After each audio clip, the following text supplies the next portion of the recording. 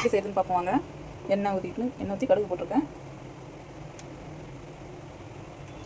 கடுகு வெடிச்சோன்னே அரிஞ்சு வச்சிருக்க வெங்காயம், பூண்டு, கருவேப்பிலை இது போட்டுக்கலாம்.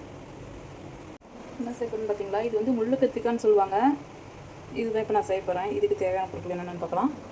தக்காளி 4 தக்காளி, பெரிய வெங்காயம் 3, பூண்டு கொஞ்சம், கருவேப்பிலை. அப்புறம் பார்த்திங்கன்னா மிளகு சீரகம் வந்து பொடி பண்ணி வச்சுருக்கேன். வெங்காயம், பூண்டு, கருவேப்பிலை படைச்சி வதக்கலாம். வெங்காயம் வந்து நல்லா பொன்னிறமாக வரனால சிறப்பாக இருக்கும். நல்லா டேஸ்ட் இருக்கும்.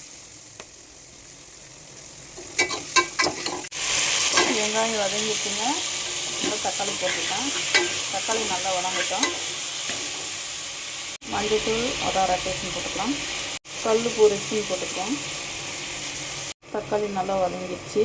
அப்புறம் பார்த்திங்கன்னா இதில் சக்தி மிளகாய் பாக்கெட் 1, குழம்பு மிளகாய்த்தூள், சிக்கன் மசாலா ஒரு கொஞ்சம் கட்டி நல்லா வதக்கலாம்.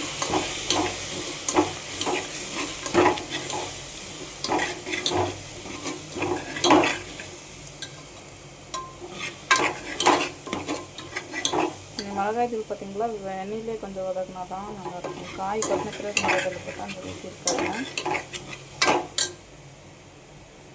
எண்ணெயிலே தக்காளியிலே வெங்காய போட்டிருக்கோம் மிளகாய்த்தூள். பொடி பண்ணி வச்சுருக்கேன். இது போட்டுக்கலாம். முள்ளு கத்திரிக்காய் போட்டிருக்குங்க. இப்போ கத்திரிக்காய் போட்டு நல்லா வதக்கலாம். கத்திரிக்காய் போட்டு நல்லா வதக்கியாச்சு. கொஞ்சோண்டு 2 டம்ளர் தண்ணி ஊற்றி வேக இது தேவையான தண்ணியில் ஊற்றிக்கலாம்.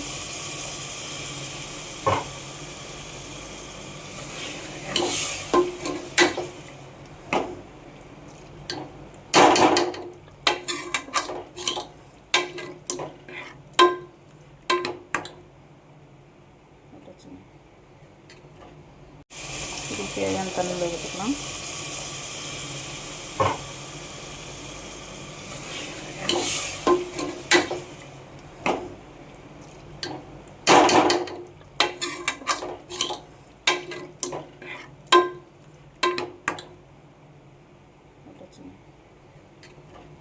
இதுதாங்க புளி பாருங்கள், கழுவிட்டு வச்சுருக்கேன்.